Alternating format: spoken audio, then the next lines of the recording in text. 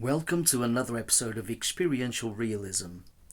I'd like to dedicate this video to my late friend Stacey Bernstein Ortiz, someone who is very much loved and missed and was the kindest person anyone could ever meet.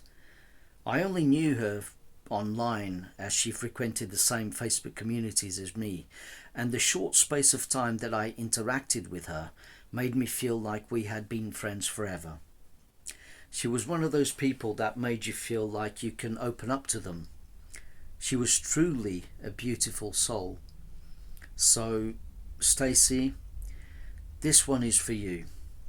As an idealist, I imagine that you now have access to a wider reality, or access to a transcendent perspective that we can only dream of. My last few videos were mainly about my journey from physicalism to idealism, but I also have many videos on my channel where I explain dichotomies that can arise from a monistic picture, whereby consciousness as one reality and dimensionless and formless can beget illusions of multidimensionality and thus multiple forms in perception. Shankara's analogy is simplistic and quite salient in that despite the forming and distinct ceramics, there is only really clay. Many still make the mistake of conflating distinction with fundamental separability, the latter which has proven to be false by the single quantum foam picture provided by science, in which all appearances stem from the same energy which defines a multitude of atomic and molecular configurations as the physics that underlie perceived materials through the anthropic lens.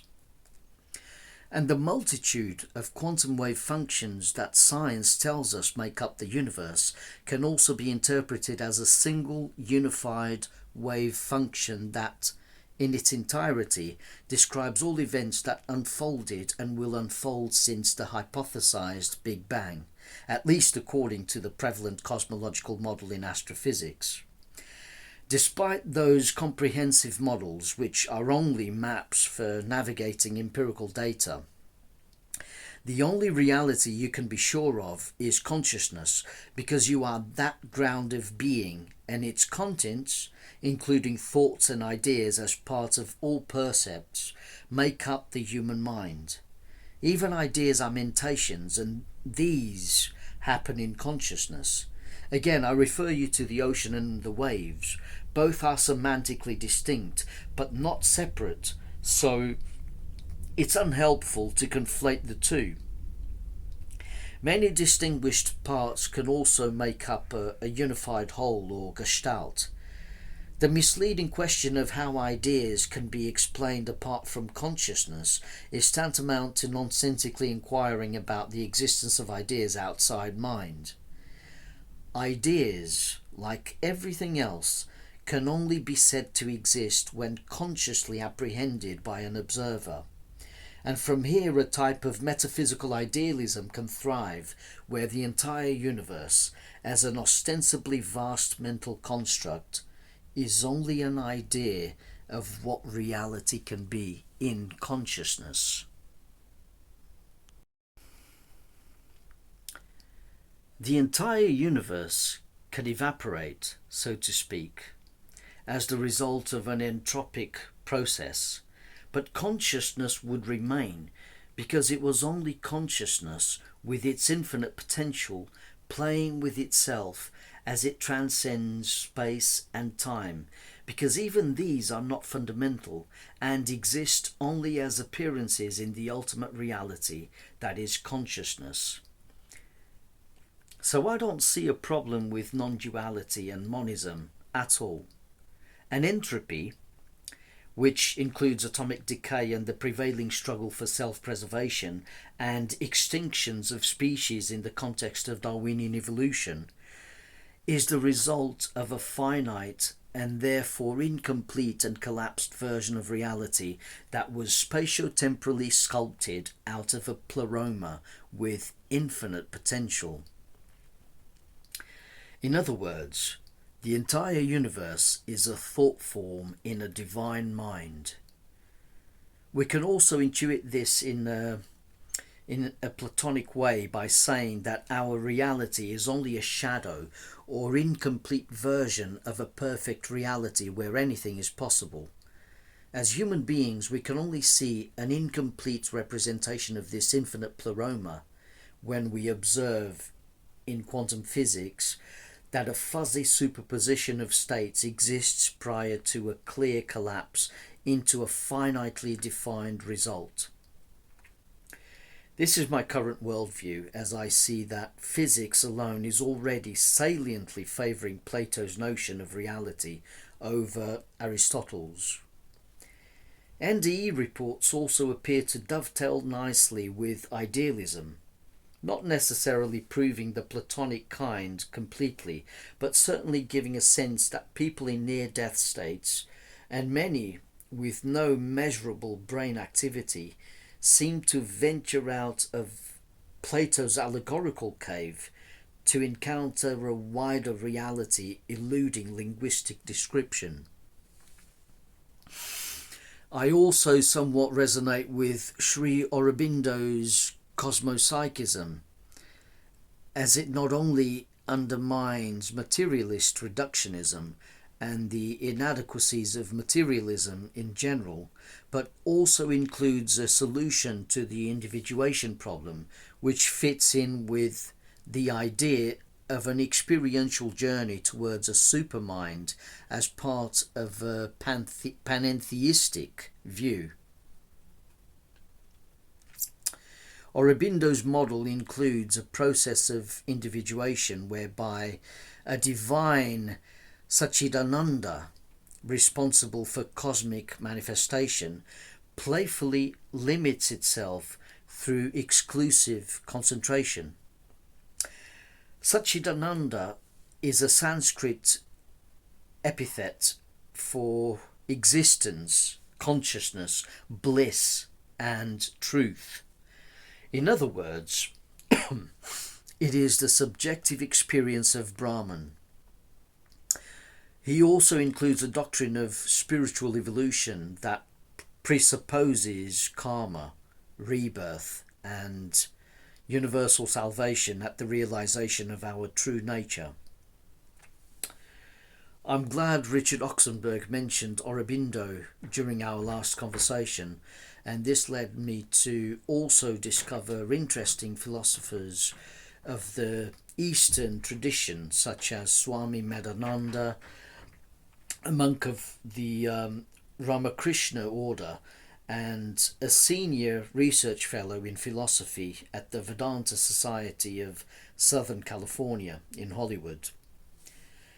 Consciousness as singular is also in line with the possibility of accessing other people's thoughts, as I know from experience that one can apparently remote view the mental content of other individuals and have them subsequently confirm what's been on their minds. Despite confirmation relying on reportability, it is still a pointer strongly suggesting telepathic connection, and it is with the same degree of confidence that GPs can issue prescriptions for depression after listening to reports from patients that they are experiencing anhedonia. Just like in the West, mainly, we eventually had to learn to take seriously claims that meditation can be beneficial, and now it's scientifically proven to reduce stress and make people happier. It also decreases impulsive action. Over the years, I've seen people's attitude about meditation change. Not too long ago, many regarded it or associated it with woo-woo. Now, it's widely seen as potentially curative of depression. Here in the UK, mindfulness meditation has been sanctioned by the NHS as a form of treatment alongside therapy programs like cognitive behavioural therapy, because it has been empirically shown to alter your brain's default mode over time. It's now being used in all walks of life, and probably the best person to listen to on this is Jon Kabat-Zinn. It is now being implemented ubiquitously. Even soldiers use it to improve concentration. And I do think that the more children we teach meditation to, the more chances that we'll see a radical change in future generations to come. It might not be a change that will happen overnight, and we still have the problem of psychopathy and other pathologies for which mindfulness or other meditative exercises may prove useless. But meditation still has the potential to eliminate much of the violence in the world. Ed Halliwell's book, which I read, called Into the Heart of Mindfulness, lists many scientific sources of evidence backing meditation. Also Kabat-Zinn's literature and Professor Mark Epstein. And these people have done work focusing on qualities, not just quantities. They pay serious attention to the obvious reality of consciousness and the many characters it can adopt, while materialist scientists scratch their heads at something that, by their estimation, shouldn't exist. Experience itself, they claim, shouldn't exist. It's certainly important to emphasize how much we need science, but it's also important to distinguish it from scientism, lest we find ourselves unwittingly hampering our progress. I think human beings are beginning to open up to other possibilities, because as much as they find it hard to let go of their biases, their preconceptions, little maps and incomplete models of reality, they also have a genuine curiosity about nature in general.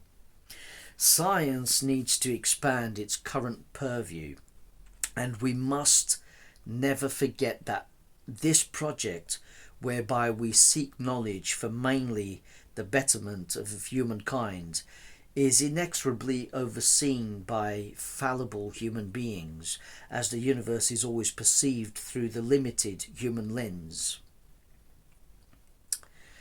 In terms of experience, we can certainly rewrite the narrative of what we perceive, and through that it's possible to change how we see and feel about the world and its events.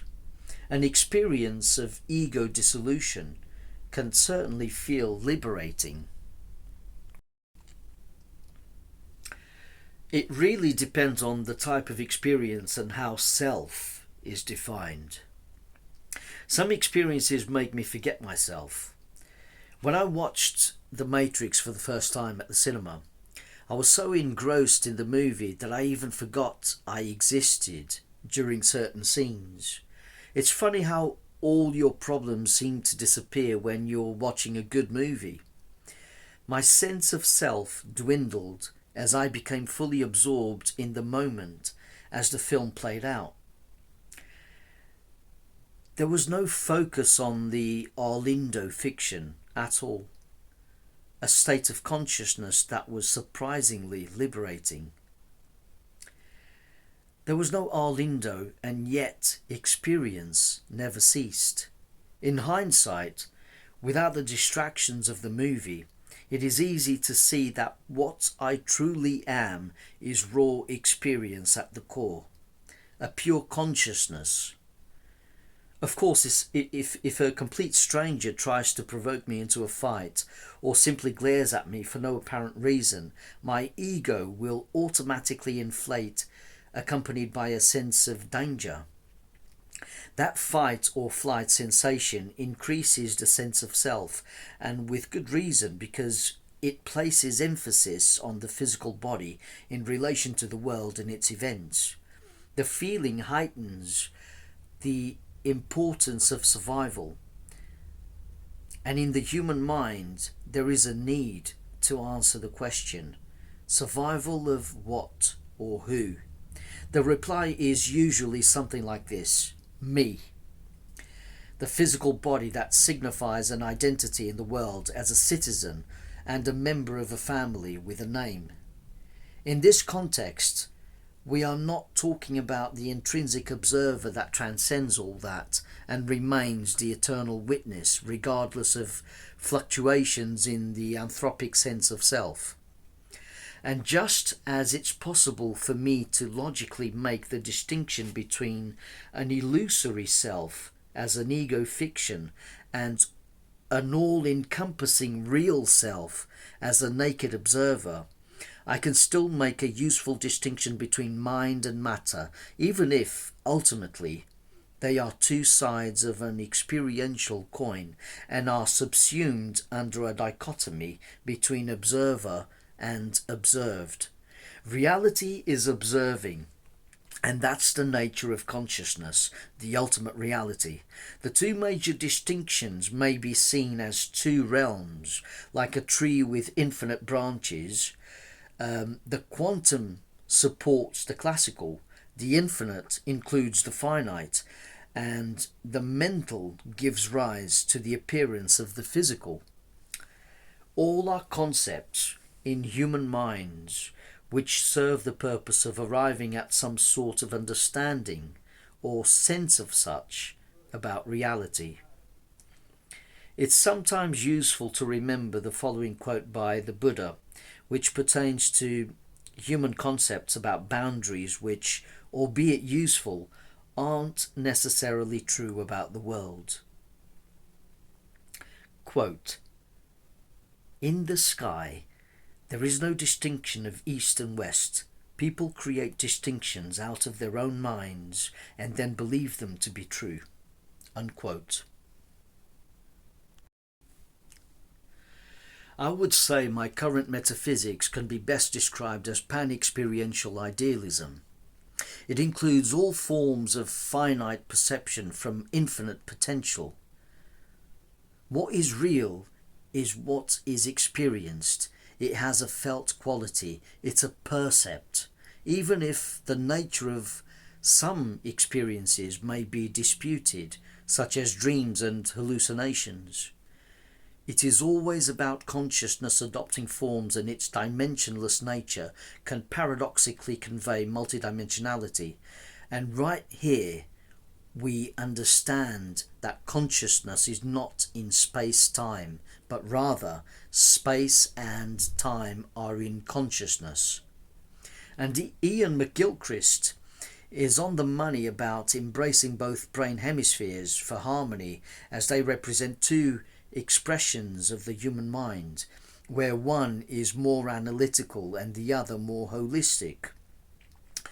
And subsumed under pan-experientialism is the observation that, as Stephen Woolard has pointed out, awareness of a void does not equate with a void of awareness.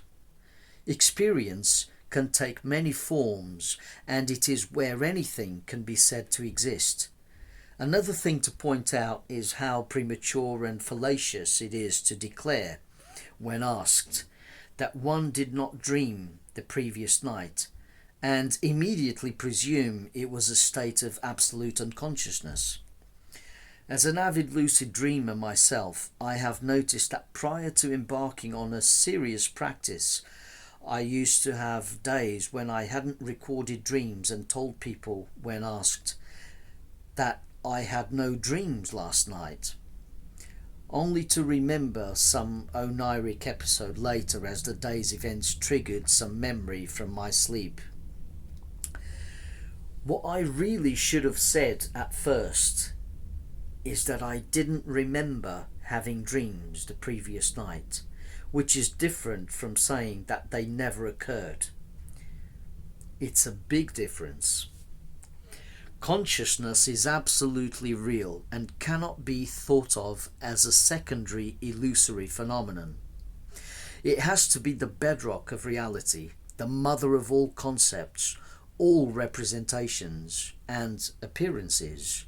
It is the ontological primitive and irreducible, Any talk of the base of reality being something prior to consciousness is an abstraction beyond knowledge that one has no grounds to speak of, and the mention of it is tantamount to the oxymoronic statement that a non-state is a state, or that non-existence is an existential state, or that nothingness is a thing, as opposed to a mental abstraction that indicates the concept of absence.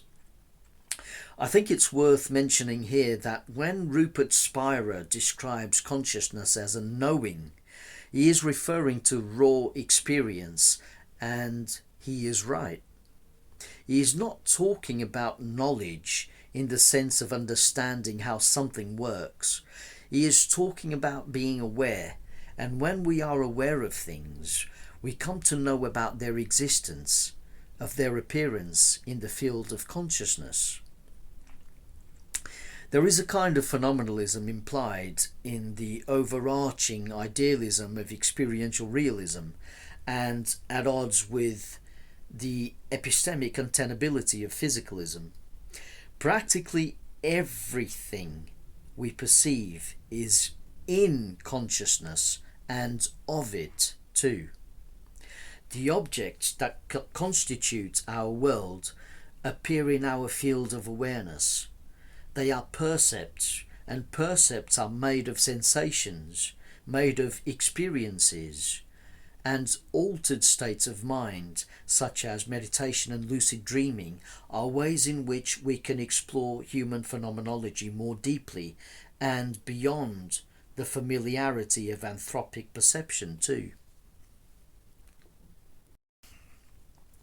Speaking of dreaming, I came across an interesting dream report in the comment section of a lecture by Alan Watts on YouTube about understanding your dark side with Carl Jung, which was the title. And he goes like this, quote, Alan Watts came in my dream, didn't know who he was, never heard of him. I was going through psychosis. I got sectioned. I was seeing through people through their eyes. It was intriguing yet terrifying. He came in a dream. I was in an autumn forest. He came to me holding a golden box and told me I was being manipulated. I was, and still am, confused by that statement. In my dream, I told him I don't understand and started to cry. Then a massive snake formed from the autumn leaves and started coiling around me, and its head went into my mouth and tried to choke me. I put my hand down my throat and pulled it out. Alan Watts opened the golden box and I threw the snake in the box, and the box turned to ice. Alan Watts said, "Good," and told me to look up, so I did and saw a massive ship. He said, "It's time to go home," and pointed to 3 people and said, "Let go." I fell to my knees crying and saying, "I don't understand," before waking up in tears. The dream felt so odd. I googled "let go" and the face of the man from my dream popped up. His name was Alan Watts. It was him in my dream. Unquote. Okay, I don't know the state of mind of this person, and first I would like to point out that it's possible to misremember events, be that in dreams or waking life.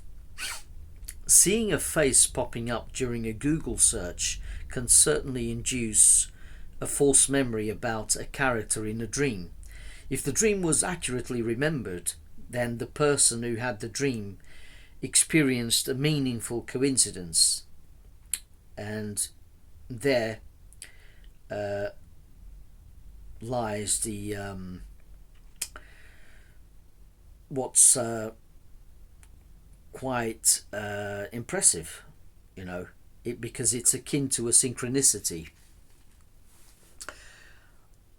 I couldn't help but take the dream report at face value when I read it and tried to interpret it, as it sounded like an archetypal dream, as it is clearly laced with strong emotions. The snake could represent the hardships of living, which are compartmentalized and consolidated in a golden box. The oniric box is golden because the image, I presume, of the snake symbolizing hardship and guile has value in helping one to mature, to grow, and to prosper through resilience. It doesn't have to choke you, but it can certainly help you to find a voice. The dream appears to be very much connected to the deep subconscious mind, perhaps a borderland realm between the personal unconscious and the collective unconscious, the latter being where appearances are less symbolically constrained and can represent a greater profundity of meaning. The collective unconscious is a realm of consciousness in Carl Jung's conception of the psyche, only largely unconscious to the human default mode of perception. It is equivalent to Aldous Huxley's mind at large, and it is also the realm of the dead in idealist metaphysics. So it's not far-fetched to presume that the dreamer's egoic mind tapped into useful information in subliminal form that might help us sail through the turbulence of the waking world, and that a long-deceased Alan Watts offered some pearls of wisdom from that mystical forest from the deep where consciousness takes limitless conceptual forms. Perhaps that's where our late friend Stacey Ortiz resides now, if she hasn't already reached some nirvana in source consciousness. I don't know what happens at death, and it might be different for everyone, but I have some ideas about it. From what I've gathered in the realms of science and philosophy is that the old materialist hypothesis that death is absolutely final isn't as grounded as people usually think. I used to be a materialist and a nihilist until certain scientific and epistemological observations, plus the mystery of consciousness, made me reconsider, to the point where I've had to revise some personal experiences as well as shifting from materialism to monistic idealism. To cut a long story short, I see consciousness as an irreducible fundamental as well as the ultimate reality. This would mean that we are the eternal witness and that space and time themselves are mental constructs, templates for representation in consciousness. And this universe is akin to a collective dream derived from infinite potential, hence superpositions in quantum physics and the collapsed outcome as a result of seeing through the limited lens of being human. So, at death, consciousness expands as perceptual barriers fall away with the death of the body. This not only fits in with reported near-death experiences where people feel like they transcend space and time, but also with well-known phenomena such as terminal lucidity and savant syndrome, which support Aldous Huxley's idea of the brain as a reducing valve filtering in a mind at large, as opposed to being a generator of consciousness, which incurs the hard problem of consciousness. This consciousness expansion explains why many resuscitated patients report NDEs where they become privy to a wider reality and felt like they knew more, often complaining that they returned to become a finite brain again that struggled to conceptualize through words what was experienced. What is somewhat consistent is feeling blissful, experiencing unconditional love, reuniting with deceased loved ones who tell them everything is okay, a universal oneness, etc. This makes sense from the monistic premise that although we have different minds, taking animals into consideration too, consciousness, after all, is only one phenomenon, as was mentioned in that conversation I had with Philip Clayton, Professor Philip Clayton.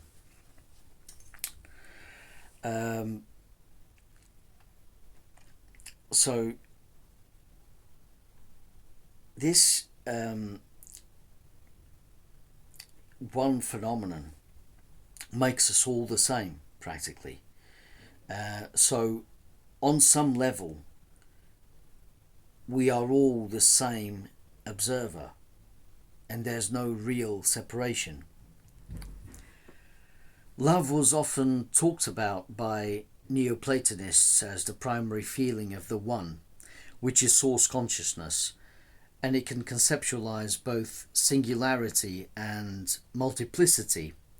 So deceased loved ones are not really lost in that view, which seems to be the case according to the NDE reports that I've come across so far, as well as other altered states of consciousness where ego, which can be useful in this life, can fall away, and we realize that we are and have always been pure consciousness with infinite potential for creation.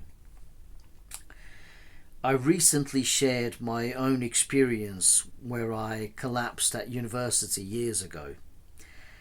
I never required medical attention, so there is some dispute amongst those who read what I shared as to whether it was an NDE or a trauma-induced OBE.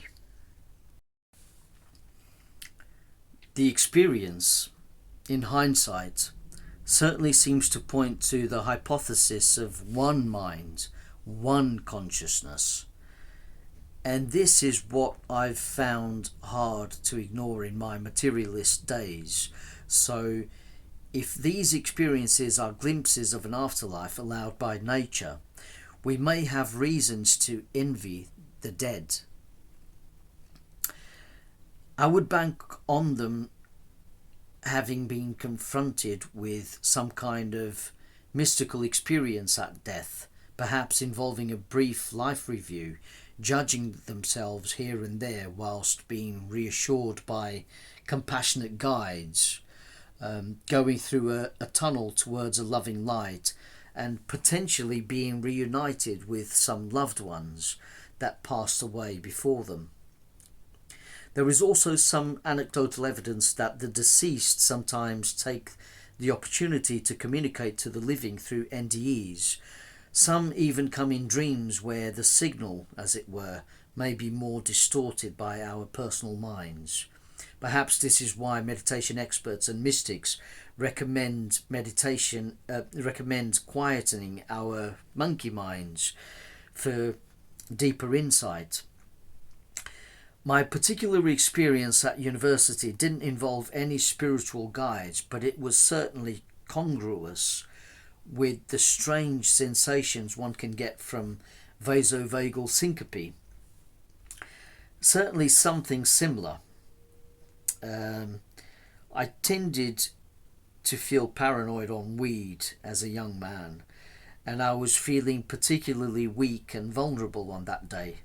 Vulnerability, anxiety, especially because I was in possession of cannabis, which could get me banned. Dehydration and a lack of oxygen to the brain certainly seemed to explain fainting. Well, I've had my fair share of experiences with altered state of consciousness, but I wouldn't say I've had an NDE, because as far as I know, I was never nearly dead, and I was never consulted by a medical expert and never taken to a hospital after collapsing at uni years ago. This particular incident I keep referring to, which took place in my early 20s, was most likely the result of having binged on alcohol and marijuana the night before. The following day, I hadn't eaten anything and went straight to the Undercroft pub on campus for a hair of the dog, and I still had some weed in my pocket. After talking to some friends, I went to the loo and ended up collapsing in front of the urinals. Funny story. Subsequently, I felt extremely peaceful and without a care in the world, as I seemed to be resting on a fluffy cloud surrounded by a white fog.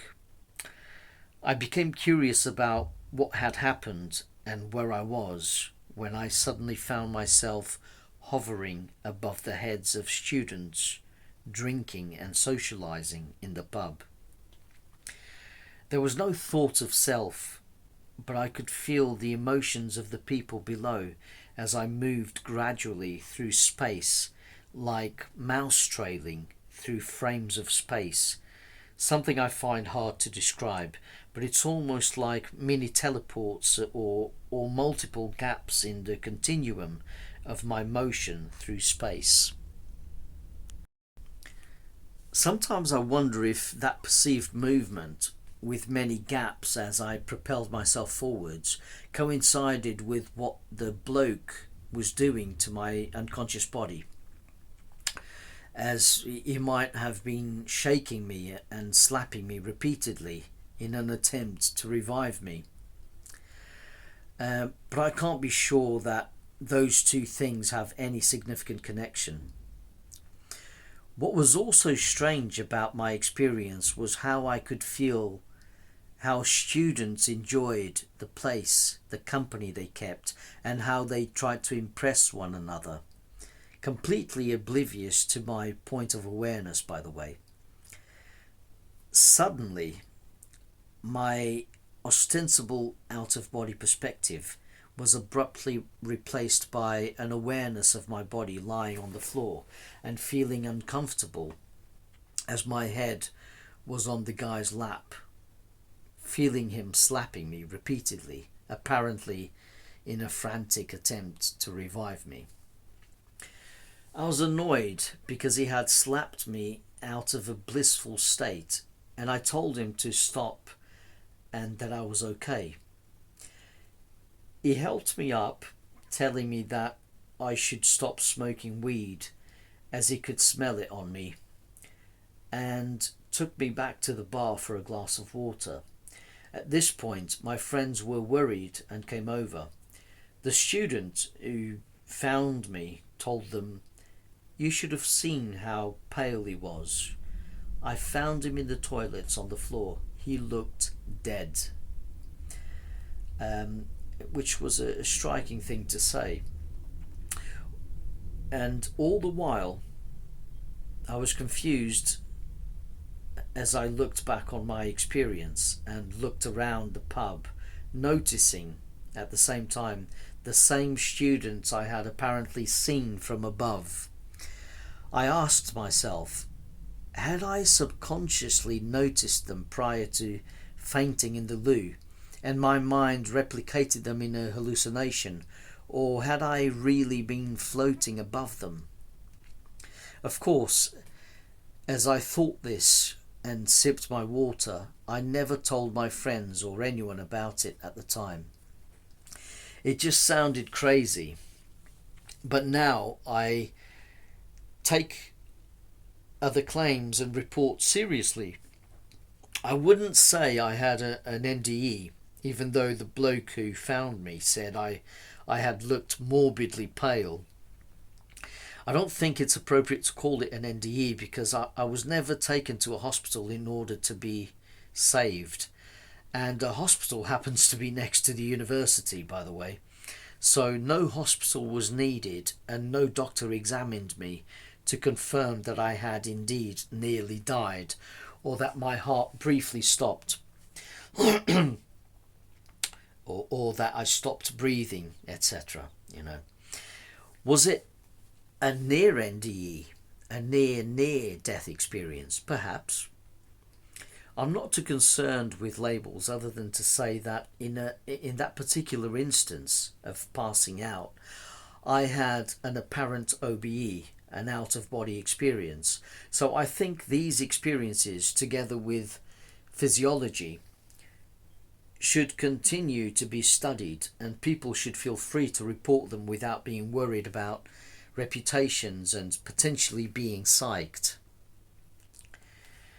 I don't think we do ourselves any favours when we reject certain reports that people make because they don't seem to fit with our models of how reality should be. Or because those individuals sound crazy. I think Isaac Newton said it well when he said, "Truth is ever to be found in simplicity and not in the multiplicity and confusion of things." What Newton proffers is on the money when applied to consciousness. What could be simpler than to be aware? And if you know your own nature, if you come to know thyself, you know the world. You know what's real. It's experience. For me, journeying back to the present moment, especially to wake up from the distractions of rumination about the past and the future, is finding my way to what matters and getting some much needed perspective.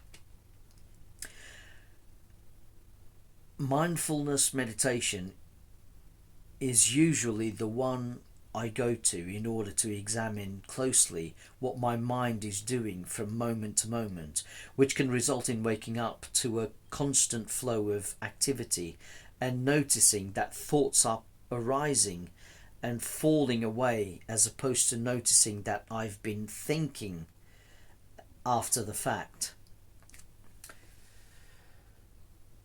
When this happens, it's almost like I've woken up to a new perspective of not identifying with anything. If any thoughts afflicted me, they suddenly became just thought forms that affected and helped to define the complex of thought bundles that usually make up the Arlindo identity fiction.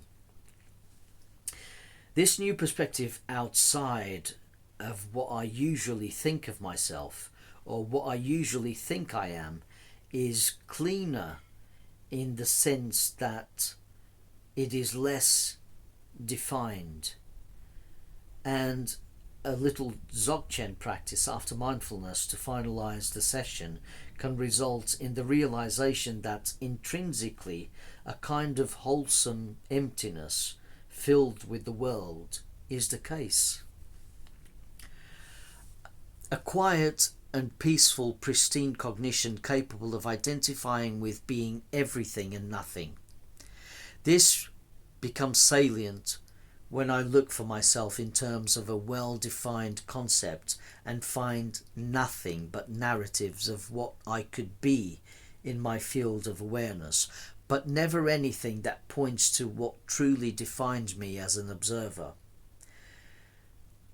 The one that can become empty and joyful simultaneously is nondescript. It's pure awareness, unburdened by conceptual reality. When I seek to know myself apart from what my mind is doing, that's what I find. nothing but awareness itself, minding itself with clarity, a truly luminous mind. Carl Jung, Hermetica, and the Upanishads were on the money, in my opinion, about the psyche and nature of reality. Funnily enough, in lucid dreams, I have actually caught the oniric environment scintillating as something manifests right before my eyes, often from wishing or expectation. The white scintillas seemed to reflect something pure in consciousness, like it had all colours prior to a single manifestation. Sometimes it can be observed in the hypnagogic state when I manage to be mindful or lucid enough during that phase of sleep. Sometimes I get mundane shapes threatening to form fully fledged dream scenes. Other times I seem to be in this fluctuating darkness where the most bizarre forms can pop up, from alien life forms to grotesque faces and highly complex technology and really strange worlds and environments. The universe as we perceive it is a projection of ourselves anyway. It's what something looks like to us and not the thing in itself, it has to be said. It is also worth reminding ourselves that mechanisms in the brain are poorly understood and that correlation isn't necessarily causation. It is, for instance, possible to achieve states of mind where thinking and all memories cease to exist temporarily, and this has nothing to do with brain damage or malfunction. And although our tiny selves may only see a vague resemblance between neural networks and cosmic filaments when everything that we know about neuroscience and cosmology is taken into consideration, it doesn't completely rule out the possibility that we live in some kind of holarchy or that a biological fractality might be the case. Whether we are holons or not, it's worth pointing out that neurons don't even make physical contact in the brain, save for the molecules that travel across the gaps from one nerve cell to the next.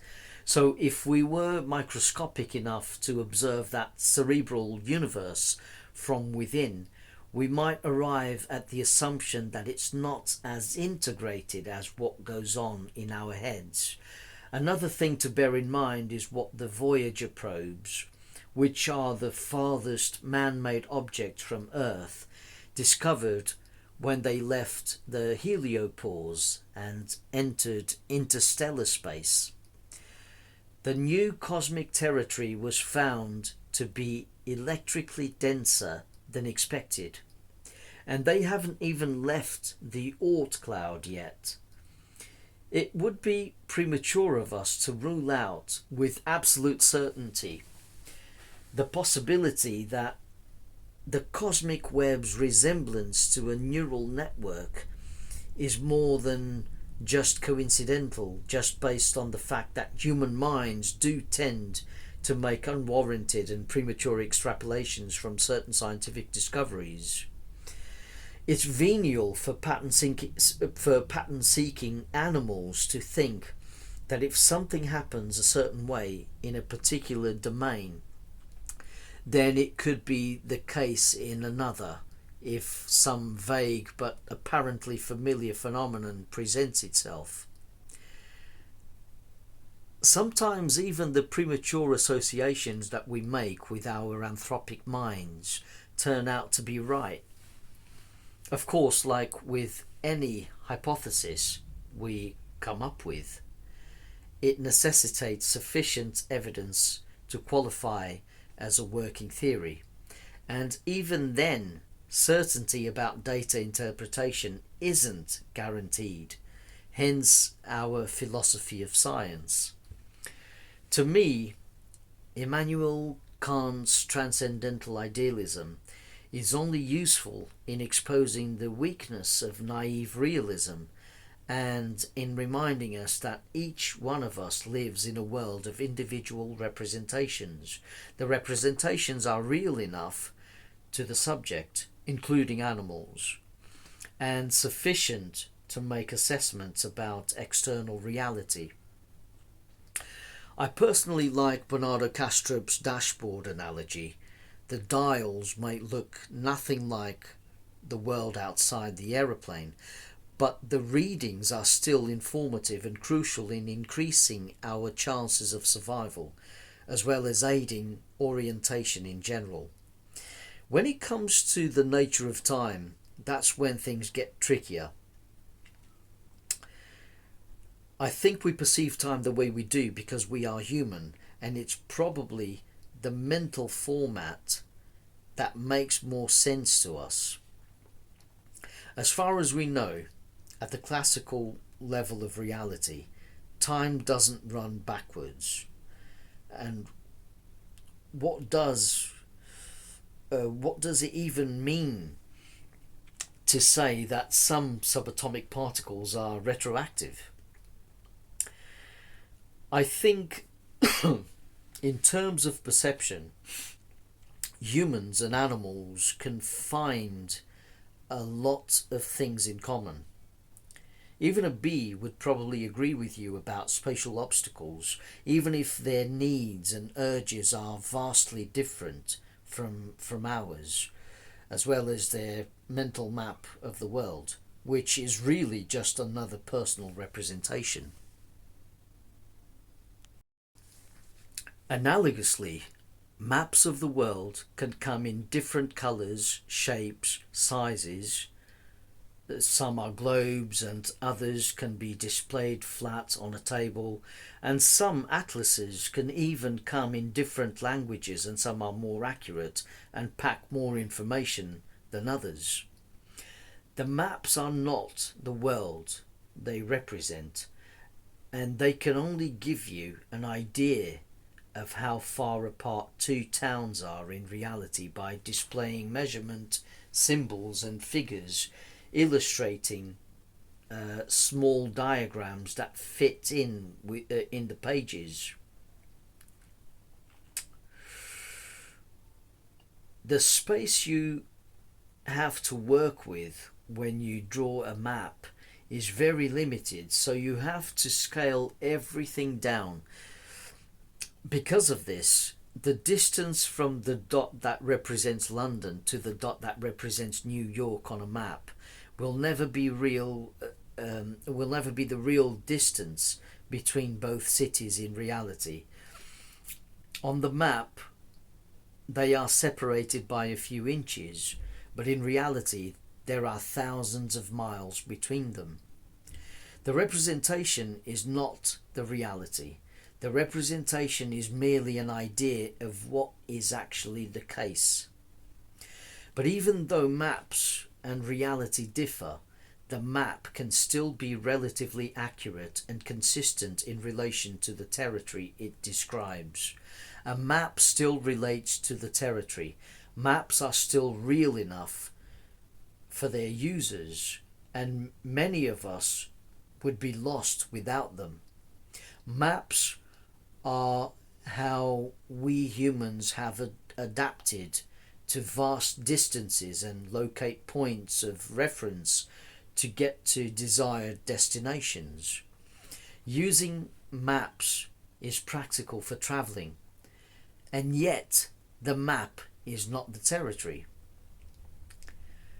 Cognitive science has pretty much demonstrated that something like this is what's going on in our heads, because it couldn't be any other way. And we can rely on our internal representations precisely because they represent something real for as long as our brains are working properly. They may turn into misrepresentations, however, when we suffer cerebral damage or malfunction or some type of chemical imbalance.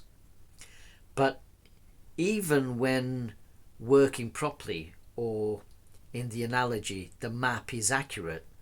The map is not the territory.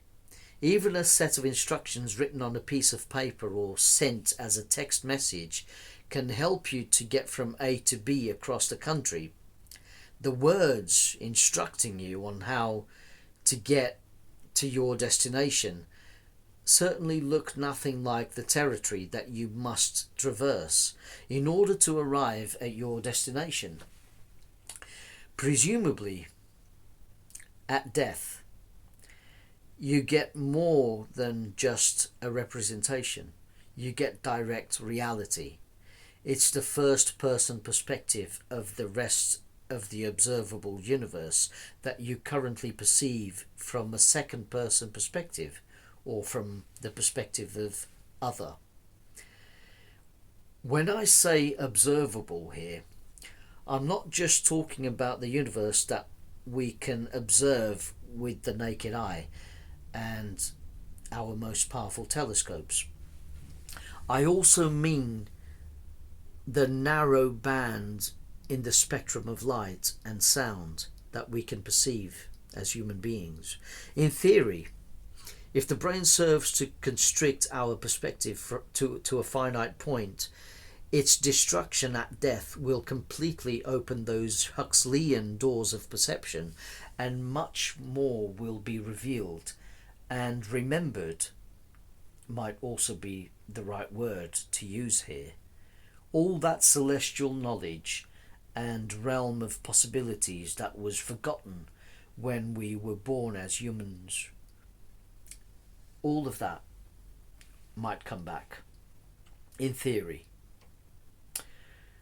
Some people fear infinity, especially the idea of enduring an eternal hell.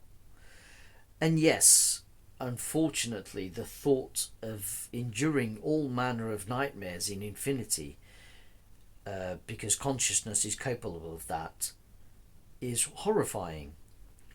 Maybe the loss of memory safeguards against that every time consciousness embodies a finite life in the form of a restricted organism. Maybe that's the utility of memory. Maybe memory isn't just a product of a random selection, but actually a teleological utility that consciousness employs when it constricts itself to a finite point. And in theory, the claustrophobic fact that there is no real escape from existence could be assuaged, or in the least temporarily nullified, by the existential angst many feel at the prospect that death might be final, or the existential crisis that can arise from the idea that life is meaningless. It depends on the person. To those who fear the finality of death, an afterlife allowed by nature can feel psychologically rewarding, because at least it promises continued existence. But to those who recoil at the possibility of enduring eternity and infinity, the idea of ceasing to exist completely is comforting, because it's a release from all sorts of experience. Bernardo Kastrup is the sort of person who felt better about death when he was a physicalist, because it meant that he didn't have to worry about what came after. Now, that changed as an idealist. Now as an idealist, he fears what may await him after he shuffles off this mortal coil.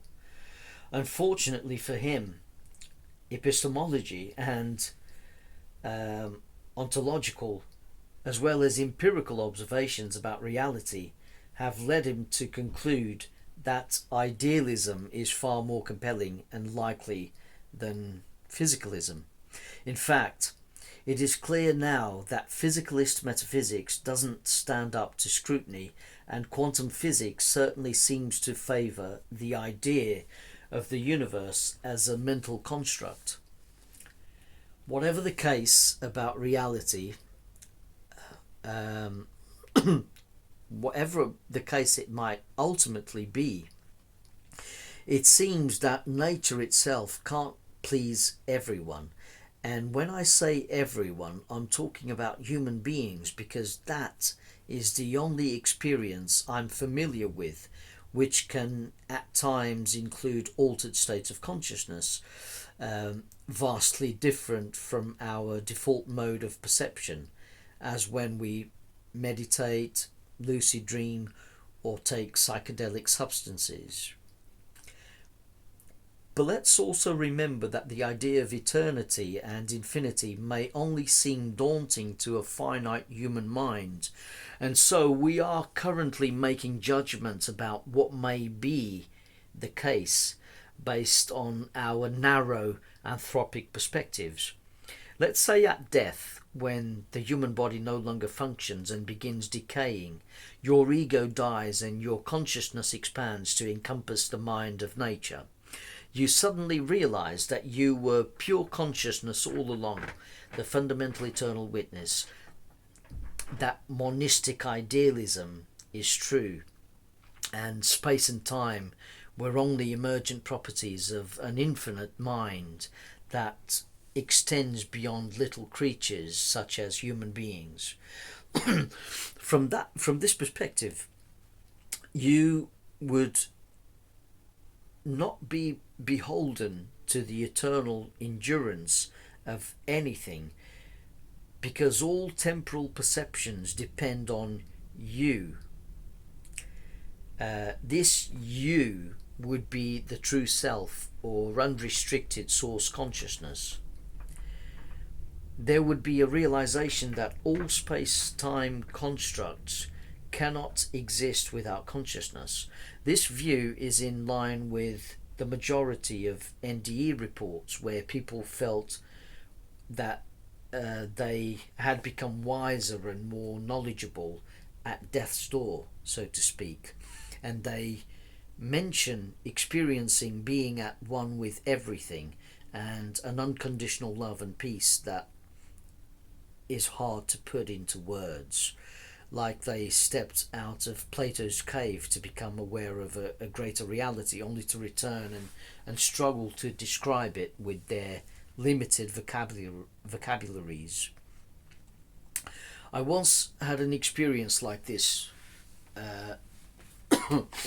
and it wasn't anything like being human. It was an experience of peace and transcendence. So if consciousness transcends space and time, we don't need to fear eternity, especially if fear is a symptom of an egoic mind struggling to comprehend a vast universe, which is currently our situation as humans. Perspective is everything.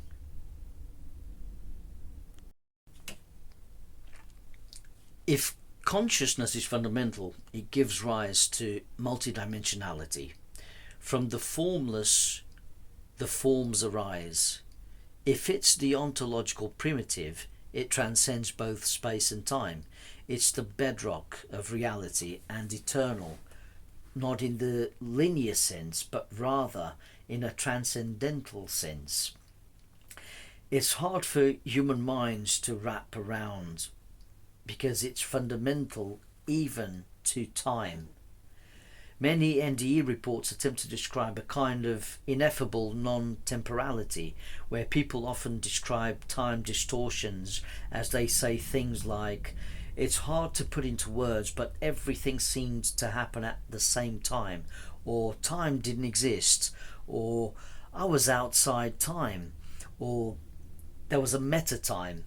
I perceived time differently. I could time travel," etc. And love seems to be a primordial feeling, and it's easy to see why. If someone asks me, what kind of environment would be ideal for me in the afterlife, I would say that it would be one with my wife in eternal love, no matter what the environment looks like. It doesn't matter what surrounds us. I think love is the most important feeling. It's quite profound.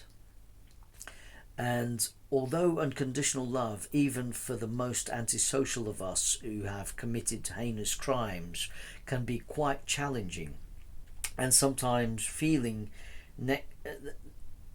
next to impossible for a human being, there is something truly awesome about it, because it is understanding of how an antisocial mind might feel and forgives its impaired and myopic nature. I'm not saying that we shouldn't be tough on those who caused us harm, because this life should have repercussions for certain behaviours, but unconditional love is definitely something to aspire to. There is something very divine about it, very godly. Love is powerful and conquers all, as they say. It transcends space and time. You miss and love your loved ones no matter how far they might be, and you can never forget them no matter how much time has passed. And it doesn't matter whether they are alive or dead. Love continues. Love never dies. True love never dies. And if they have passed and don't seem to have tried to communicate, as far as you can tell, there must be a reason. How messages get across may have something to do with how receptive our minds are at any given moment in time.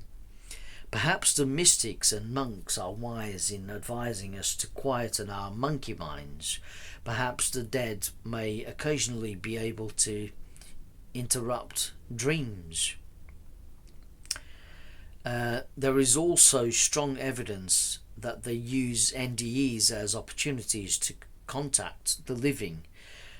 But who is willing to nearly die and risk dying altogether or coming back here mangled just to receive clear communication from the other side?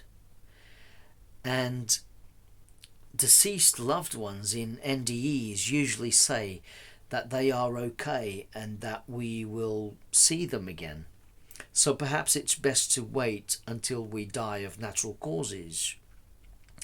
Waiting for years is no picnic when we grieve, but it can be achieved. It can be done. It's possible, but not easy, of course. The majority of dead people, when we take NDEs into account, seem to want the living to return to life and be happy. There are some exceptions, of course. In Sebastian Junger's NDE, his deceased father seemed to be telling him that it was okay to let go of this world, and seemed eager to show his son the new reality he found in death. Of course, his father had been a scientist when he was alive and seemed to retain his fascination with the nature of reality as a disembodied spirit, apparently. When I think of my friend Stacey Bernstein Ortiz, I think of a realm of unconditional love which even the most compassionate of humans can sometimes struggle to understand, especially in dark times. I think of her inhabiting a non-judgmental realm, which is often reported in NDEs, which Dr. Parnia calls REDs, recalled experiences of death. A non-judgmental realm is often reported. My stepfather took his own life years ago after finding out he had cirrhosis due to years of alcoholism and never told anyone. I do remember him saying to me once when I was in my teens that if there is an afterlife, he would do his best to communicate from the other side when he passed. Fast forward in time to when I was in my 20s and after he died, I was grieving as a materialist who also practiced lucid dreaming. My stepdad would often appear right at the end of my ordinary dreams, and I would become lucid just before waking up. The first time he was talking to me in a normal dream, and I realized and exclaimed, "You're dead." And he said, "That's right." And I woke up. But the experience that really had an impact was when I had a wake initiated lucid dream where I was exploring a hyperreal dream replica of my house at the time. As I explored this dream environment, it gradually seemed to morph into a tower with a spiral staircase, and when I entered a large room, I saw windows displaying a beautiful pink sky. Suddenly, there was a knock on the door behind me, which surprised me because I wondered who it could be, since I was, as far as I was aware, exploring my own dream world. I opened the door and a tall and pale man, a complete stranger to me, stood before me and telepathically said to me, "You have a visitor." He then stepped aside to reveal my stepdad right behind him in a hallway. My stepdad smiled and I immediately hugged him, which felt like a burst of emotions, and I also felt warmth and so much love. He told me not to worry about anything, that he was okay, and that the afterlife is real after all. And as we spoke telepathically, we glided towards the spiral staircase, and as I began to descend down the stairs towards a dark void, he remained smiling at the top of the staircase, which was well lit, and somehow let me know that it was time for me to go back. I wanted him to come with me, but I also intuitively knew it wasn't possible. I smiled back and waved him goodbye as I went down. Suddenly, I fell into the darkness, vividly experiencing a falling sensation. Eventually, it felt like I fell on my bed, making me bounce or shake. And I woke up profoundly impacted by the experience and full of emotions, as you can imagine. My mind wondered about crazy possibilities. Had he fulfilled his promise? Did he survive bodily death? Of course, as a materialist at the time, I told myself that I should come to my senses and to not be taken in by some sleep hallucination. I thought that perhaps my subconscious mind had created a pleasant fiction to help me cope with the grief. So even though I found it strange how the deceased visitation narrative abruptly interrupted my oniric exploration and took me by surprise, it should be said, it should be emphasized, I dismissed it at the time as just a vivid hallucination. It just didn't fit the nihilistic world I had come to believe in. As far as I could tell, based on the literature of materialistic intellectuals and the four horsemen of new atheism, there was no afterlife, no God, and reality was intrinsically meaningless. But this would soon change, as I would come to find metaphysical idealism more compelling an interpretation of reality than physicalism. Now I look back on my extraordinary experiences through a different lens and wonder. We are currently immersed in the experience of being human, which involves an ego complex akin to a mental whirlpool where we get creative with our own personal dreams and are able to get lost in their illusory plots, which are often based on waking life memories. But sometimes something external seems to get through. Carl Jung spoke of the personal unconscious and the collective unconscious. The former is within the boundary of our mental whirlpool, and its content promptly and vividly comes to the fore in dream states and can exert some influence while we're awake. The latter is Aldous Huxley's mind at large, as I interpret it, beyond our dissociative barrier and unconscious to us, but conscious to disembodied beings, I presume. As the theory goes, sometimes stuff from the collective unconscious gets through and we receive communications from those who passed away. If you're new to lucid dreaming, it's a good idea to start recording dreams in order to remember more details. Even as a practicing lucid dreamer, whenever I went through a spell of not recalling much, I would still write down every morning the little I could remember, even if it was just a vague impression of someone or something. This sends a message to your subconscious mind that you wish to remember more and that you are now focusing on dreams. What tends to happen is that the little you remember in the morning starts to increase, and sometimes you start to gradually recall more during the day.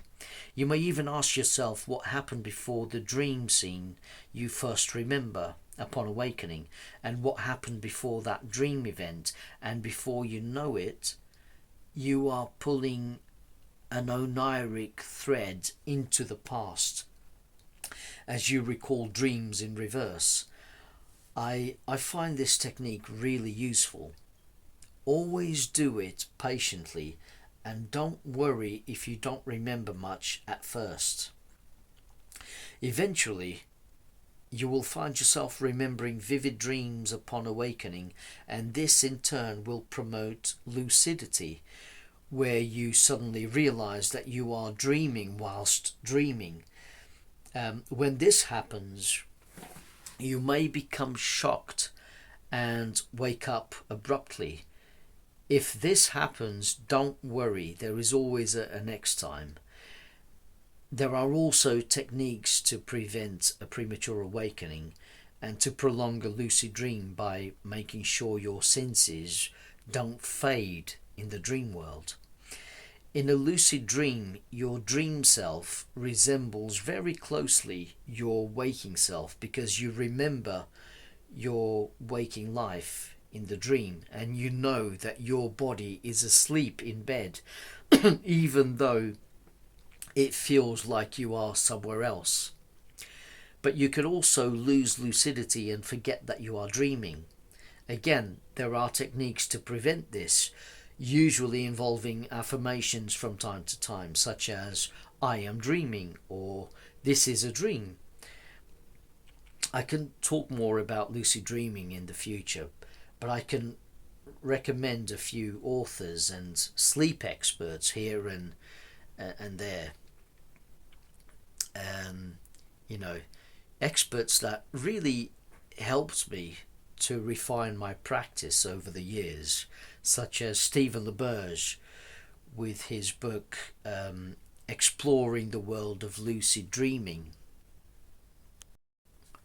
There is also The Phase, a practical guidebook for lucid dreaming and out-of-body travel by Michael Raduga, which can be downloaded for free. But there is also another updated version of that book called The Phase, Shattering the Illusion of Reality, which I think is currently only available in hardback. I used to help Raduga with experiments to do with OBEs and lucid dreams, and I used to curate data for him when I headed the Phase Managing Department. You'll find a couple of OBEs I had in his book as well. Another sleep expert that I would recommend is Daniel Love, author of books such as Are You Dreaming? Exploring Lucid Dreams, a comprehensive guide. This one helped me immensely when I was going through a dry spell. And there's another called Lucid, the Tao of Dreaming. And of course, last but not least, I recommend Robert Wagner, whom I already interviewed. If you're an idealist interested in lucid dreaming, you should look up Mr. Wagner for sure. His book, Lucid Dreaming, Gateway to the Inner Self, is a must. Another way to induce lucidity in dreams is to check your hands several times during the day in waking life as you ask yourself, am I dreaming? And try to answer the question for yourself, and with honesty, as you stare at your hands for about 10 seconds, even if you feel that you know you are awake and not sleeping. What tends to happen is that this new habit will transfer into the dreaming state, and you will be shocked to find that your hands look different. You may have more fingers than you should, or less, or even possess alien anatomy that looks nothing like human hands. You will be shocked for sure. This is when you manage to have a dream initiated lucid dream, where you suddenly realize you are dreaming as opposed to entering a dream already lucid from wakefulness. So there is a difference between wilds, wake initiated lucid dreams, and dials, dream initiated lucid dreams, to use Labergian terminology. Daniel Love also has his own terminology, but for some reason wilds and dials just stuck. Love is also endorsed by Darren Brown and also none other than Keith Hearn, the psychologist who practically proved that lucid dreaming is a real phenomenon when he discovered a way for dreamers to signal to the waking world when they became lucid. By the way, for the induction of a wake-initiated lucid dream and out-of-body experiences, things can get tricky. But it helps to have a good night's sleep first, and then get up in the morning and stay up for about 10 minutes before returning to bed to do a type of mindfulness meditation, which people used to call mind awake, body asleep. You will be able to deeply relax your body as you focus on just a single object in your head, like a light bulb. Don't worry if you don't see the object at first. Just patiently visualize the object and bring your mind back to the point of focus as many times as it takes, because like a monkey, your mind will tend to wander. Don't be startled by hypnagogic imagery or sounds, and remain relaxed at all times. And try not to be scared if you feel someone pulling you by your legs, or a slight tug somewhere. Or even if you hear a voice calling you, just remain calm. It's all normal in that twilight between wakefulness and sleep, whatever you experience, go with it. You may feel vibrations that you may heighten with your mind. Once they reach a peak, imagine that you are about to get cannonballed out of your body towards the ceiling. Alternatively, and this tends to work for me, roll over and away from your sleeping body position. It helps to start by turning your head, and you'll find that the rest of the body follows. This isn't your physical body, by the way. It will feel real, like your physical body is sliding off the bed. And you may believe that you have moved physically and ruined the experiment. But don't believe these thoughts. In fact, just focus on the action, no matter how real it feels. Do it like a robot following instructions without thinking too much about it. Don't think, just do. And do it with expectation. You will see that it was your dream body that moved once you managed to to divorce yourself from your sleeping body position, and you get up and you realize that you are in a bedroom environment that might not even look exactly like the one in waking life. So it might be a dream replica of your house that you find yourself in, or you might just jump into a completely different dream scene from wakefulness, already lucid. So it'll be a wake initiated lucid dream. And just do it. And don't do it lackadaisically. Just do it with conviction, no matter what happens, even if it feels physically real. As I've said, this should be emphasized. Do it no matter what. Just follow the instructions and don't think too much. Try not to think. Just execute the action, and then you will be surprised. Even if you have doubts when you first get up from the bed, just look around and perform reality checks. Look at your hands. Try and do impossible things like put your hand through an object. Try to do the impossible, but obviously don't jump out the window straight away. But just try to do little things, little reality checks. And I can go over these next time. You can pinch your nose and try to breathe. And if you succeed, then you're dreaming. Things like that. Those reality checks can be quite reliable. It also helps to have a set of goals or a plan of action beforehand, in order to prevent hesitation, which can lead to a premature awakening. And this is very disappointing to most lucid dreamers. They want the lucid dream to last because it's fun. It can be fun for sure. So write down before bedtime, or just before you decide to go down to induce a lucid dream, write down a set of goals or a plan of action to execute when you find yourself dreaming lucidly. So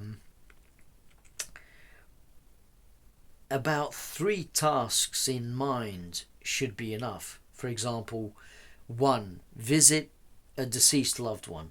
2. Fly or teleport to the moon. 3. Run across the River Jordan with Jesus.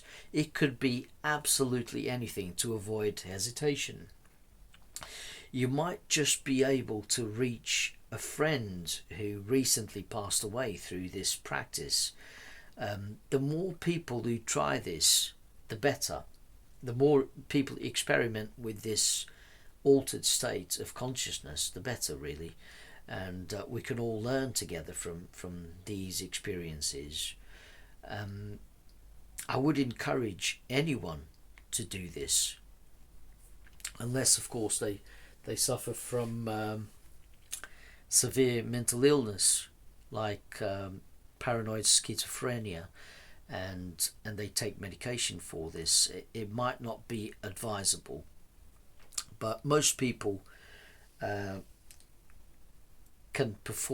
try to induce lucid dreams, and it has been said that lucid dreaming can be used as a form of therapy for lesser